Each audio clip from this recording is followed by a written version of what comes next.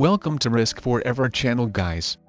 To the channel which shares the most relevant tips and tricks on how to win at Risk and improve your rank in no time. Subscribe to the channel and you won't even see how fast you will become so much better at Risk. Push that notification bell to see new videos first. This is your host ChampionEver, and today we are playing 6-player progressive cards game on classic Risk map. Settings: balance, splits, dice rolls, 60 seconds per turn, no alliances. Well, alliances are not that really important in progressive card games. You mostly ally with someone if you want that this person wouldn't attack you into your continent. Continents are not that really important in progressive card games playing on classic Risk map, so you shouldn't worry too much if you haven't gotten one. Anyways, this time I'm playing on my alternative account called Del Howitzer 24, which is the red player, currently beginner rank of the time of recording this gameplay. My opponents are 3 intermediate rank players who are orange, blue and green, 1 expert difficulty bot who is yellow, and 1 expert rank player who is purple. And yeah guys, you have noticed right, all of my opponents have higher rank than this my alternative account, which is beginner rank like I mentioned before. So you're probably wondering why I do play with higher rank players rather than beginners or novices. Well, in order to rank up fast, you only need to play with players who have higher rank than you or at least the same rank as you, and this is why I said beginner as a minimum rank when I hosted the game. That means that novice rank players weren't allowed to join. But to be honest, I was kicking out all of the beginners as well. They are not that really good for my rank at all. I mean, why would I play with them while I can certainly get higher rank players who will give me way more rank points if I beat them? But even if I lose to them, then I don't lose that many rank points at all, since all of them are ranked higher than me. And I'm pretty sure I will still get some rank points even if I finish in 3rd place. So yeah guys, if you're going for a run to reach Grandmaster rank in as less games as possible, then always play with opponents who have higher rank than you or at least have the same rank as you. If you're expert or master, then it can be pretty much impossible to get a game going where all of the players have higher rank than you, so you will play with some players who have the same rank as you. But if you're beginner or novice, then it shouldn't be a big problem for you getting a full lobby of higher rank players. Also, I recommend playing 6-player games if you want to get maximum potential value of beating players, as you get much more rank points by beating 5 players rather than, let's say, only 2. Also keep in mind that bots don't give you any rank points, so try getting a full lobby of real players and avoid adding bots. And saying that, wish me best of luck guys. I will definitely need it. The last game on my another alternative beginner account, which you can check out in a video card above, didn't go well for me at all. So let's hope I will have a better luck this time. So keep your fingers crossed for me and let's hope for the best. May the goddess Fortuna be on my side today. The orange player has just captured Europe, but will he be able to hold it though? He doesn't have any troops to guard it. And if purple isn't going to attack him, then I will for sure. Nice, the purple player just attacked him. I mean, even though continents aren't main priority in progressive card games, but still gives some of the advantage, especially if you capture them early, and especially if it's either North America or Europe. This 2 continents give even 5 extra troops each turn. And that's a lot. So if the orange player had hold this continent, then he would have had more troops than anybody else pretty much soon. So if it's the beginning of the game and if your opponent only leaves like 1 or 2 troops to guard his continent, then always consider invading him. As it doesn't really matter for you if you attack 1 troop of random territory or 1 troop of your opponent's continent. You will prevent of your opponent getting an advantage, but at the same time you won't weaken neither him nor yourself. But if your opponent has more troops, let's say 5 on his border, then of course don't attack him. As it will just be a waste of troops for both of you. You don't want to weaken neither your opponent nor yourself, as the weaker you are, the more likely you will be taken out.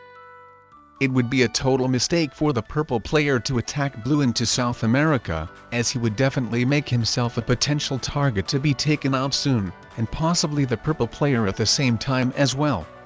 Well, the blue player might have regained the troops he lost if the purple player had attacked him, as blue would have recaptured South America again, but it would have been pretty much the game over for the purple player for sure. So it's good that he didn't invade him.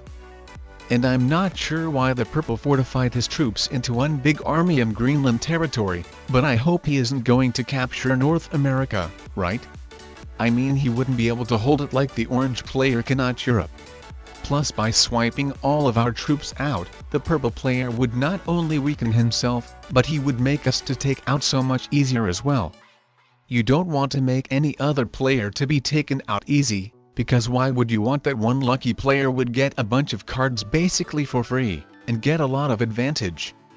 And talking about cards, they are the most important thing in progressive card games and should be your main focus. You win progressive card games by taking opponent by opponent out when it's worth for their cards. But how do you supposed to take your opponents out when most of your troops are blocked? I'm talking about the blue player. He has his army of even 16 troops blocked. He should fortify them to North Africa territory. As currently he is not using all of his potential he could.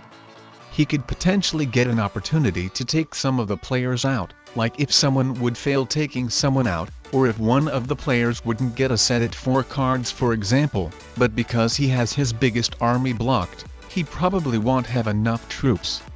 So the opportunity gets to take another lucky player. And there is nothing for the blue player will be left, but just to regret. Also, another mistake these players are making is that they aren't spread out well enough. All of them have basically all of their troops in a pretty much one place.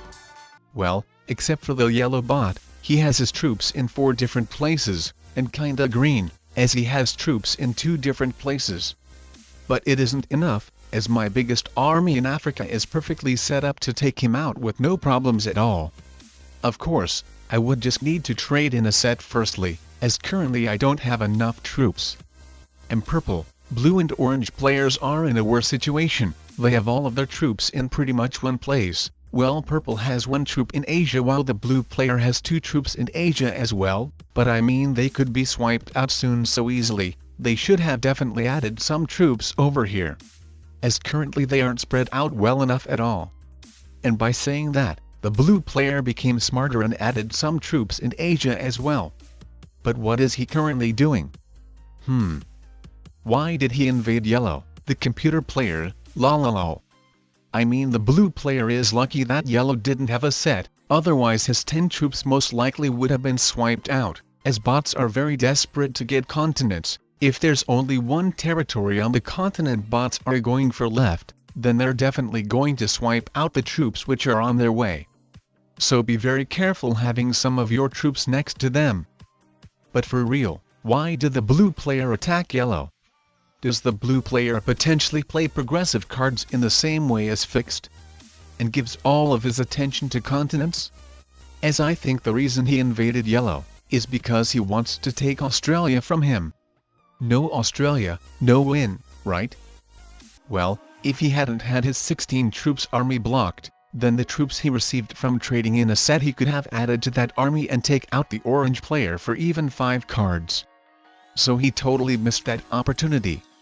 And the purple made a big mistake by blocking his troops from orange as well. He fortified them now, but sorry purple, you missed the opportunity, so your time is up. You can't see me, my time is now. Wow, I cannot believe they totally screwed up their opportunity to take the orange player out, and I was totally amazed that orange player didn't trade in a set at 4 cards himself as well. He was the most easiest target ever, and it was just a matter of time when he will be taken out. What did he expected? I don't know. He should have just started 0 or 1 carding, and he would have survived. But now nothing is holding me down from winning.